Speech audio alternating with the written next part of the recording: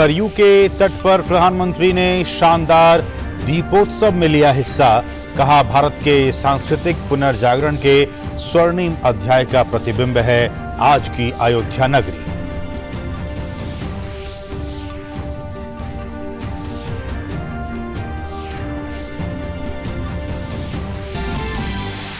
प्रधानमंत्री ने अयोध्या में रामलला के किए दर्शन। भगवान श्री राम के प्रतीक स्वरूप का किया राज्याभिषेक। कहा, भगवान राम के मूल्यों में निहित है सबका साथ, सबका विकास की भावना।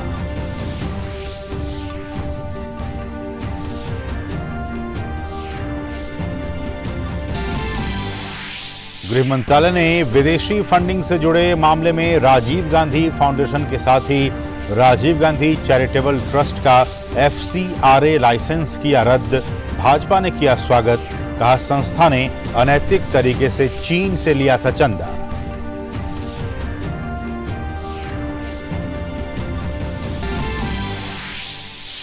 इसरो ने फिर रचा इतिहास। रॉकेट LVM-3 से एक साथ छोड़े OneWeb के 36 उपग्रह। राष्ट्रपति और प्रधानमंत्री ने इस ऐतिहासिक उपलब्धि के लिए इसरो के वैज्ञानिकों को दी बधाई।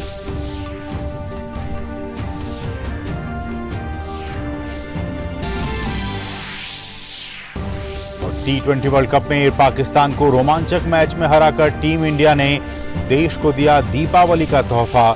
मेलबर्न के मैदान में किंग कोहली के चौकों और छक्कों की हुई आतिशबाजी।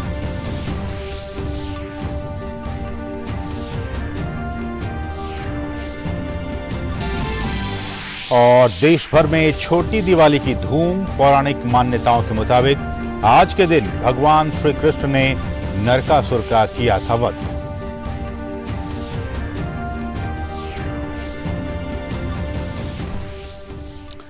नमस्कार, DD न्यूज में आप सभी दर्शकों का बहुत बहुत स्वागत है। मैं हूं असीम मिश्रा। शुरुआत बड़ी खबरों के साथ करना चाहेंगे। प्रधानमंत्री नरेंद्र मोदी ने भगवान श्री राम की नगरी अयोध्या में भव्य दीपोत्सव में शिरकत की। प्रधानमंत्री ने रामलीला के दर्शन कर उनका आशीर्वाद दिया। प्रधानमंत्री ने श्री राम जन्मभूमि तीर्थ क्षेत्र के निर्माण कार्यों का निरीक्षण किया। इस मौके पर राम की पैड़ी पर लाखों दिए जलाए गए।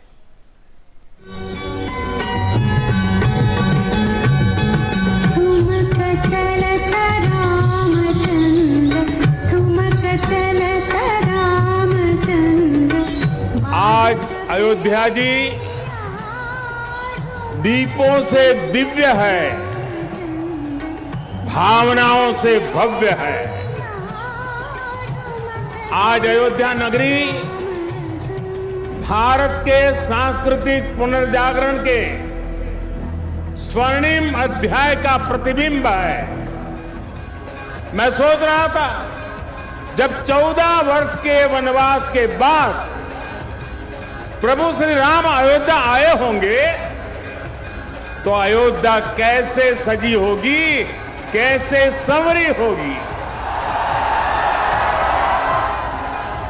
हमने त्रेता की उस अयोध्या के दर्शन नहीं किए, लेकिन प्रभु राम के आशीर्वाद से आज अमृत काल में अमर अयोध्या की अलौकिकता के साक्षी बन रहे हैं।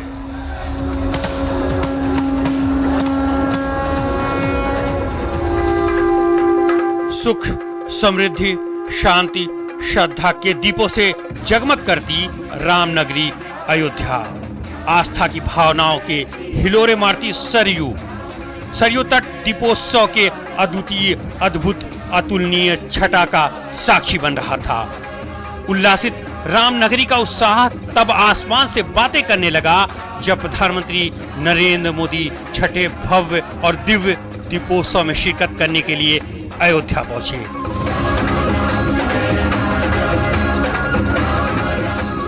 प्रभु श्री राम ने रावण के अत्याचार का अंत हजारों वर्ष पूर्व किया था, लेकिन आज हजारों हजार साल बाद भी उस घटना का एक एक मानवीय संदेश, आध्यात्मिक संदेश एक एक दीपक के रूप में सतत प्रकाशित होता है। प्रधानमंत्री नरेंद्र मोदी ने अयोध्या में रामलला के दर्शन किए और उनका आशीर्वाद लिया। पीएम मोदी ने रामलला की आरती उतारी और उन्हें प्रणाम किया। प्रधानमंत्री नरेंद्र मोदी ने श्री राम जन्मभूमि तीर्थ क्षेत्र के निर्माण कार्यों का निरीक्षण किया। प्रधानमंत्री ने विकास कार्यों की बारीकी से एक एक कर जानकारी हासिल की। निर्माण कार्यों में किए जा रहे नवीन प्रयोगों के बारे में पीएम मोदी को विस्तार से जानकारी दी गई। प्रधानमंत्री मोदी ने मंदिर के गर्भगृह में पूजा भी की। प्रधानमंत्री नरेंद्र मोदी ने श्री राम कथा पार्क में आयोजित भव्य समारोह में भगवान श्री राम के प्रतीक स्वरूप का राज्याभिषेक किया। वहां उपस्थित जन समूह को संबोधित करते हुए पीएम मोदी ने कहा कि अब देश अपनी विरासत पर गर्व कर रहा है।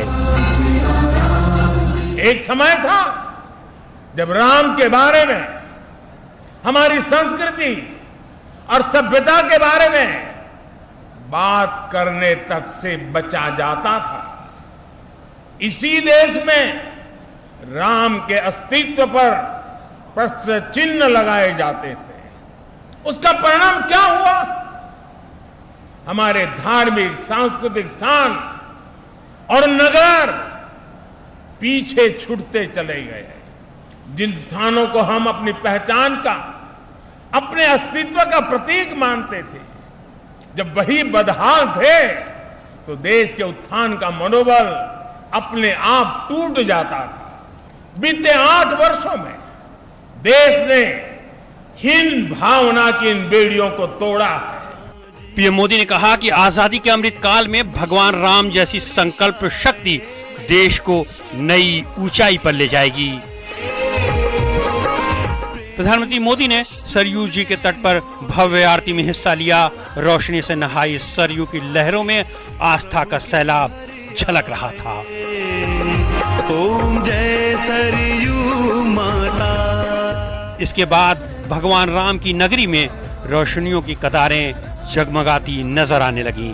दीप प्रज्वलन के विश्व रिकॉर्ड से मंत्रमुग्ध अयोध्या की छठा का अपना अलग रंग दिखाई दे रहा था। राम की पौड़ी पर जल रहे लाखों दिए आस्था का ऐसा प्रकाश पैदा कर रहे थे जिनसे कण कण में रोशनी हो गई।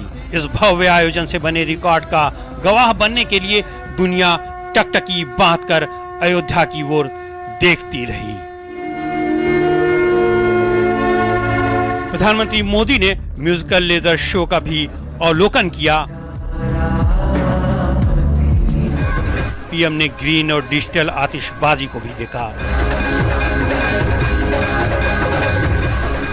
भगवान राम पूरे विश्व को प्रकाश देने वाले हैं।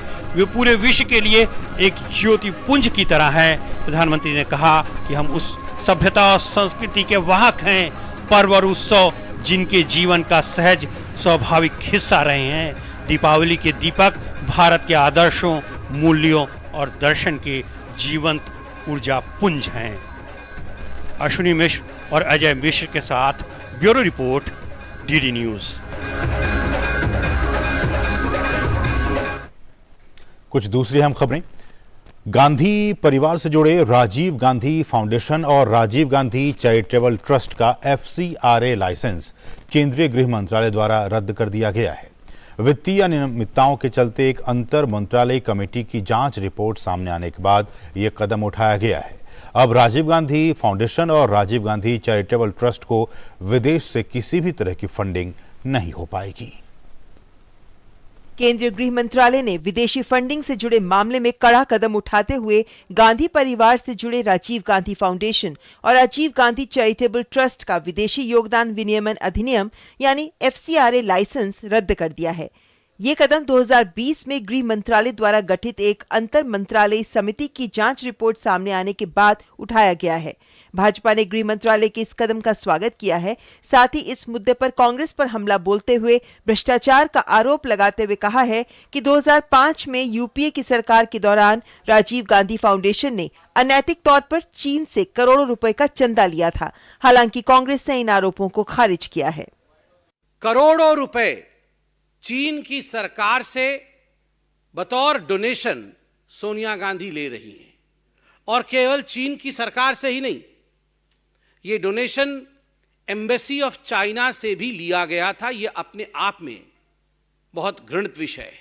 राजीव गांधी फाउंडेशन RGF और Rajiv Gandhi charitable trust RGCT, ये जो दो NGO थे गांधी परिवार के, जिसकी चेयरपर्सन खुद सोनिया गांधी जी स्वयं थी, इन दोनों के ऊपर प्रतिबंध लगाने का काम MHA ने किया है।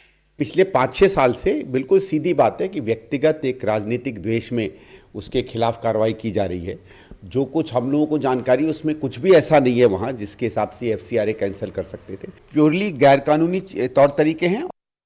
FCRA भारत में विदेशी योगदान या सहायता को नियंत्रित करने वाला एक अधिनियम है जो ये सुनिश्चित करता है कि विदेशी सहायता भारत में राजनीतिक, आंतरिक सुरक्षा या किसी अन्य स्थिति को दुष्प्रभावित न करे।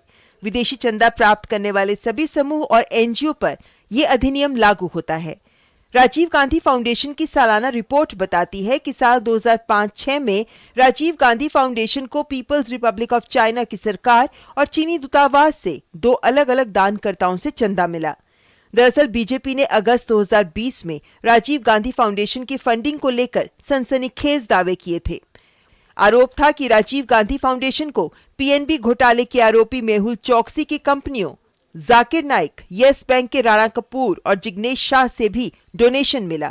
उसी के बाद गृह मंत्रालय ने नेहरू गांधी परिवार से जुड़ी Rajiv Gandhi foundation, Rajiv Gandhi charitable trust और इंदिरा गांधी मेमोरियल ट्रस्ट की जांच शुरू की। गृह मंत्रालय ने मनी लॉन्ड्रिंग, आयकर अधिनियम और FCRA के उल्लंघन को लेकर ED अधिकारी की अध्यक्षता में एक समिति गठित की। केंद्रीय जांच समिति में ED के अलावा गृह व वित्त मंत्रालय समेत CBI के अधिकारी भी शामिल थे। गौरतलब है कि कांग्रेस का शीर्ष परिवार राजीव गांधी फाउंडेशन से जुड़ा है। पूर्व कांग्रेस अध्यक्ष सोनिया गांधी RGF की प्रमुख हैं। पूर्व प्रधानमंत्री मनमोहन सिंह, कांग्रेस सांसद राहुल गांधी, कांग्रेस महासचिव प्रियंका गांधी वाड्रा और पूर्व केंद्रीय मंत्री P चिदम्बरम इसके सदस्य हैं।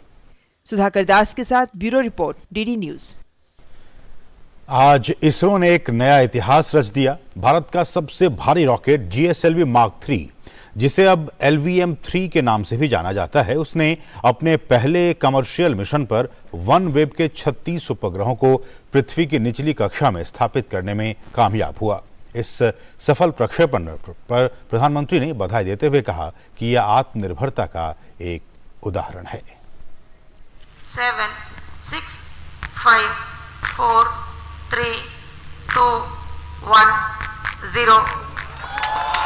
आधी रात को जब लोग सो रहे थे तब इसरो यानी भारतीय अंतरिक्ष अनुसंधान संगठन एक नया इतिहास रच रहा था। भारत का सबसे भारी rocket geosynchronous satellite launch vehicle mark 3, जिसे अब लॉन्च व्हीकल मार्क 3 LMV-3 नाम से जाना जाता है, कमर्शियल मार्केट में डेब्यू करने जा रहा था।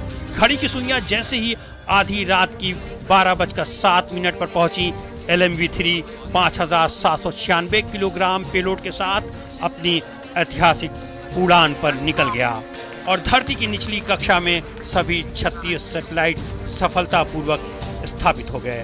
सैटेलाइट जब रॉकेट से अलग हुए तो श्रीहरिकोटा में वैज्ञानिकों के चेहरे खुशी से चमक उठे, क्योंकि रॉकेट उसी रास्ते पर थे जैसे इसरो के वैज्ञानिक चाहते थे। इसरो चेयरमैन ने कहा कि हमने दिवाली का जश्न पहले ही शुरू कर दिया है। The C-20 stage has now again proved that Indian cryogenic technology is at its best. Nobody has ever done such a maneuver with a cryogenic stage.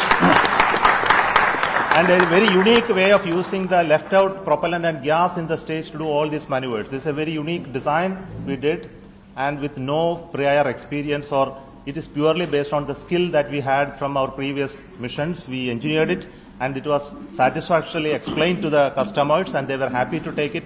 यह प्रक्षेपण अंतरिक्ष विभाग के सार्वजनिक क्षेत्र की इकाई न्यू स्पेस इंडिया लिमिटेड द्वारा यूके स्थित एजेंसी OneWeb इंडिया के साथ किया गया। भारतीय दूरसंचार एजेंसी भारती की इसमें एक बड़ी हिस्सेदारी है।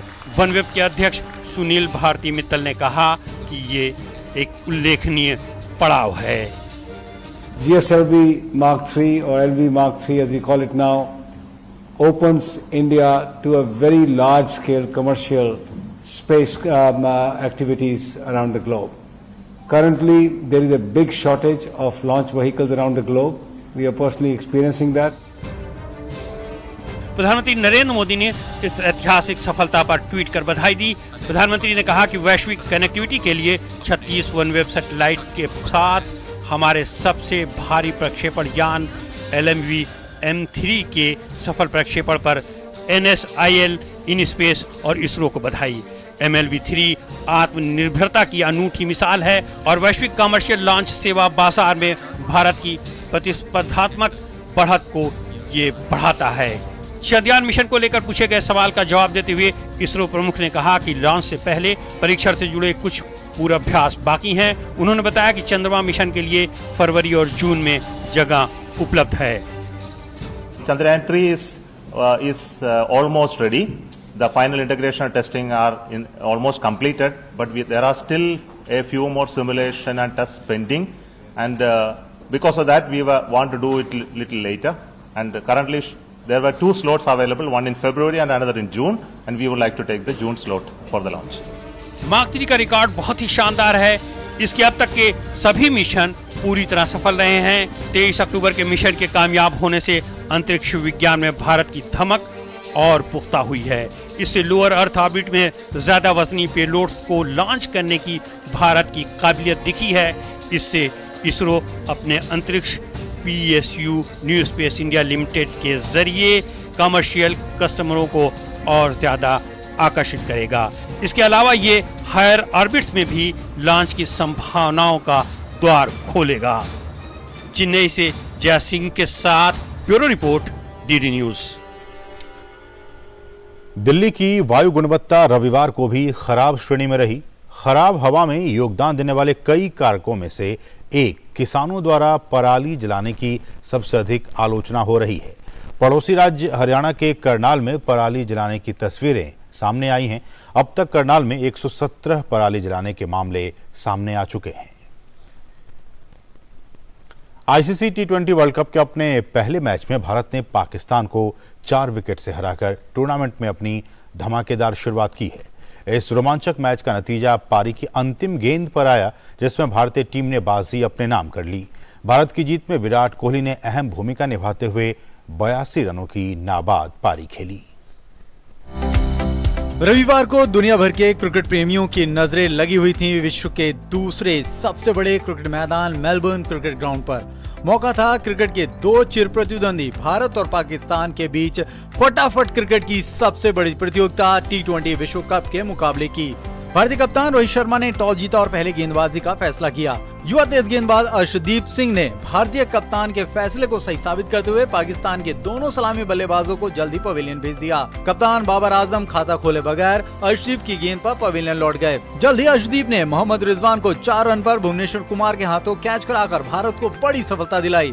हालांकि इसके बाद इफ्तिकार अहमद ने शान मसूद के साथ मिलकर तेजी से रन बनाए। इसी बीच इफ्तिकार ने अपना शतक पूरा किया। इफ्तिकार और मसूद ने तीसरे विकेट के लिए 76 रनों की साझेदारी की। इफ्तिकार 51 रन बनाकर शमी की गेंद पर आउट हुए। इसके बाद हार्दिक पांड्या ने एक के बाद एक 3 विकेट लिए। पांड्या ने शाहबाद खान, हैदर अली और मोहम्मद नवाज को पवेलियन वापस भेजा। दूसरे छोर पर मसूद ने अपना शतक पूरा किया। शाहिनशाह आफरीदी ने तेजी से 16 रन बनाए। मसूद ने 42 गेंदों पर नाबाद 52 रन की पारी खेली। इस तरह पाकिस्तान ने निर्धारित 20 ओवर में 8 विकेट पर 159 रन बनाए। भारत की तरफ से हार्दिक पांड्या ने 30 रन देकर 3 विकेट लिए। वहीं अर्शदीप ने भी 32 रन देकर 3 विकेट लेने में सफलता पाई। जवाब में 160 रन के लक्ष्य का पीछा करने उतरी भारतीय टीम की शुरुआत भी अच्छी नहीं रही। केएल राहुल और रोहित शर्मा 4-4 रन बनाकर जल्दी पवेलियन लौट गए। सूर्य कुमार यादव भी बड़ी पारी नहीं खेल पाए और 51 रन बनाकर रऊफ की गेंद पर आउट हो गए। अक्षर पटेल 2 रन बनाकर रन आउट हो गए।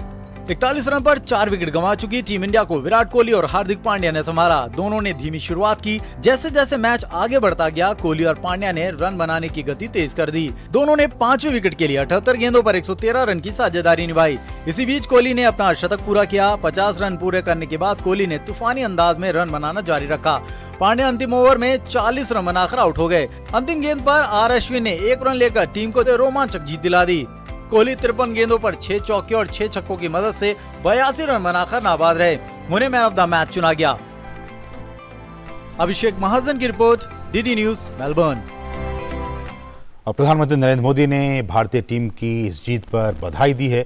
उन्होंने ट्वीट कर कहा है कि इस टीम की शानदार जीत, आज के शानदार प्रदर्शन, एक शानदार पारी के लिए विराट कोहली का विशेष तौर पर उल्लेख कर रहा हूं। उन्होंने उल्लेखनीय दृढ़ता का प्रदर्शन किया। आगे के खेलों के लिए शुभकामनाएं।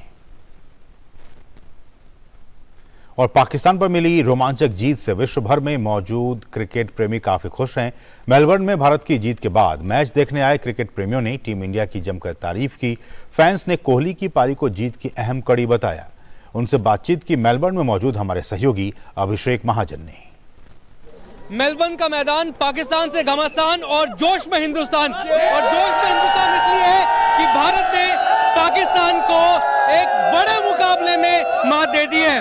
बात करने की कोशिश करते हैं, ये सबसे बड़ा मैच भारत और पाकिस्तान का, और जिस तरह से भारत ने पाकिस्तान को मात दी है, ऐसा मैच आपने पहले कभी देखा है? तो भारत ने जो खेला है, हमने बता दिया है कि मुल्क जो बड़ा है वो बड़ा ही होता है, और जो प्यार के साथ खेला है उस प्यार को भी भूल नहीं सकते। लेकिन जिस तरह से विराट कोहली ने बल्लेबाजी की, यहाँ पे उनसे पोस्ट मैच प्रेजेंटेशन में पूछा गया कि आपकी बेस्ट इनिंग्स है, उन्होंने कहा कि मोहाली में मेरी बेस्ट इनिंग्स थी इससे पहले, लेकिन ये वाली मैं काउंट करूंगा, ये मेरी बेस्ट इनिंग्स हो गई है T20। अरे बिल्कुल, देखो 15वें ओवर के आखिर तक भी हमें ये नहीं था कि इतना मतलब वो गेम हो जाएगा, बट जिस हिसाब से कोहली था, and he was ice man, like वो मतलब उसमें कोई पैनिक सिचुएशन ही नहीं थी। उसने क्या किया, टारगेट्स रखे मिनी कि मुझे इतने ओवर तक इतना, इतने ओवर तक इतना, और उसके बाद उसको पता था एक बॉलर पकड़ना है, और उसने उसका 2 छक्के जो उसने मारे ना, उसने पूरा। लेकिन ये हार्ट अटैक होने वाला मैच था। देखिए, जनता का पूरा पैसा वसूल हुआ, जितना टिकट सोल्ड आउट था, बारिश का अनुमान था, आईसीसी का भी बहुत फायदा हुआ इस मैच से, पूरा पैसा वसूल हुआ है। कोहली नंबर 1 प्लेयर इसीलिए है क्योंकि वो अभी फॉर्म में आए हैं, सेंचुरी लगा करके आए हैं, और इस मैच में उन्होंने दिखा दिया है क्योंकि नंबर 1 प्लेयर क्यों हैं। और इसके बाद लोग बोलते हैं विराट कोहली, रोहित शर्मा में कुछ लेकिन यहाँ पे हार्दिक पांड्या की भी तारीफ करनी होगी। 31 पर हमारे 4 हो गए थे, उसके बाद 100 से ऊपर की साझेदारी, 113 रन की, तो हार्दिक पांड्या की यहाँ पर तारीफ करनी। बिल्कुल करना चाहेंगे हार्दिक पांड्या की तारीफ। विराट कोहली ने खुद कहा कि हार्दिक पांड्या उनको कॉन्सेंट्रेटली उनको एनकरेज कर रहे थे। अगर हार्दिक पांड्या नहीं होते तो विराट कोहली का मोराल छूट जाता। हार्दिक पांड्या का हमने हमेशा देखा है कि अग्रेसिव प्लेयर है, लेकिन वो शुरू में आए, उन्होंने 4, 5, 6 ओवर खूब आराम से खेला, बाद में अग्रेसिवली खेला, बाद में छक्के मारे, वो बहुत जरूरी था। हमारे 4 विकेट गिर चुके थे, हार्दिक पांड्या ने आया, आराम से संभाला मैच, आराम से खेला, 10 ओवर के बाद उन्होंने अपना आकर्षण दिखाया, और फिर तो सब देखा ही हमने क्या हुआ, मजा आ गया मैच। भारतीय फैन जो हैं वो भारत के जीतने के बाद किस तरह सेलिब्रेट करते हैं, एक बार फिर से बता दीजिए।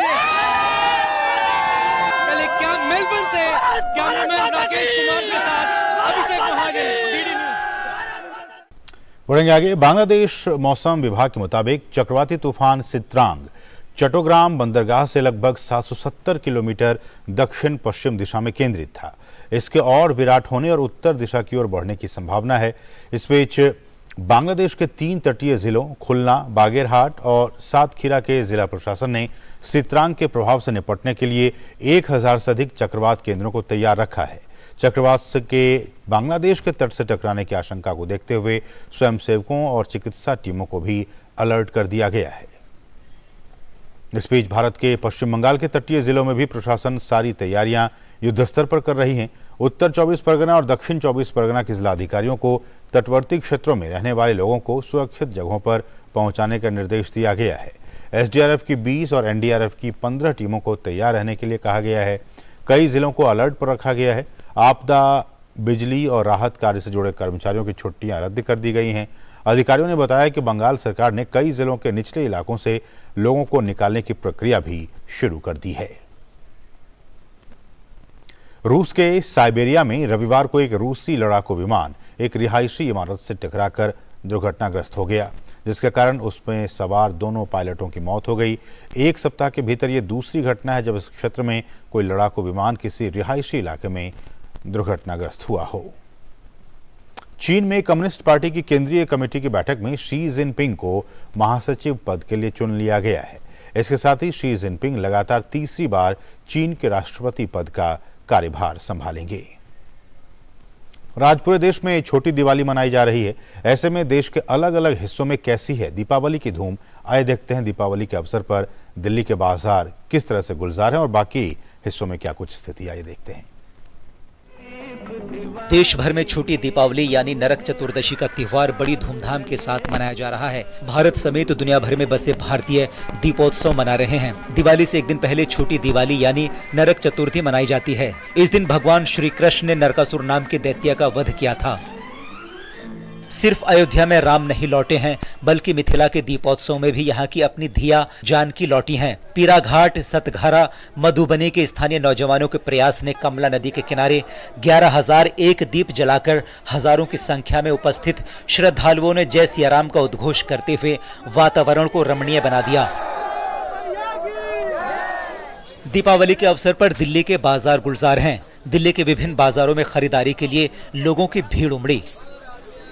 मध्य प्रदेश के मुख्यमंत्री शिवराज सिंह चौहान ने भोपाल में कोरोना महामारी के दौरान अपने माता पिता को खोने वाले अनाथ बच्चों के साथ छोटी दीपावली का पर्व मनाया। शिवराज सिंह चौहान ने अपनी पत्नी के साथ भोपाल में उन बच्चों के साथ गाना गाकर और नृत्य करके दिवाली मनाई। शिवराज सिंह ने इस मौके पर बच्चों के साथ पौधारोपण भी किया।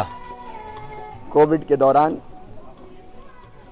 जिन्हें ऐसा संकट झेला है कि जिसके बाद अक्सर जिंदगी बहुत कठिन हो जाती है, लेकिन ये अकेले नहीं हैं।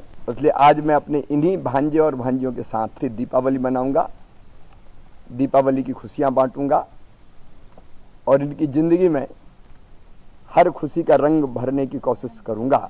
जम्मू कश्मीर के उधमपुर में महिलाओं ने दीपावली के पर्व पर वोकल फॉर लोकल अभियान को बढ़ावा देने के लिए इको फ्रेंडली दिए बनाए।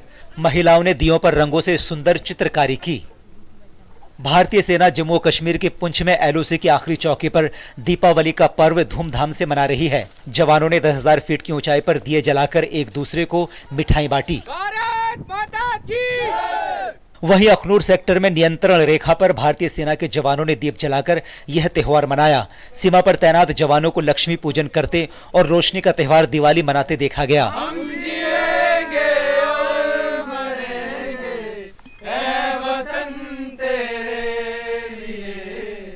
घरों को रोशन करने की तैयारी इस दीपावली जोरों पर है। इलेक्ट्रॉनिक लाइट के साथ ही धार्मिक रीति रिवाज के अनुसार हर घर में दीपक जलेंगे। मान्यताओं के मुताबिक इस दिन को भगवान राम के 14 वर्ष के वनवास के बाद अयोध्या लौटने के दिन के रूप में मनाया जाता है। Bureau report, DD news. तो इसके साथ ही इस बुलेटिन में बस इतना ही। हमें दीजिए अनुमति।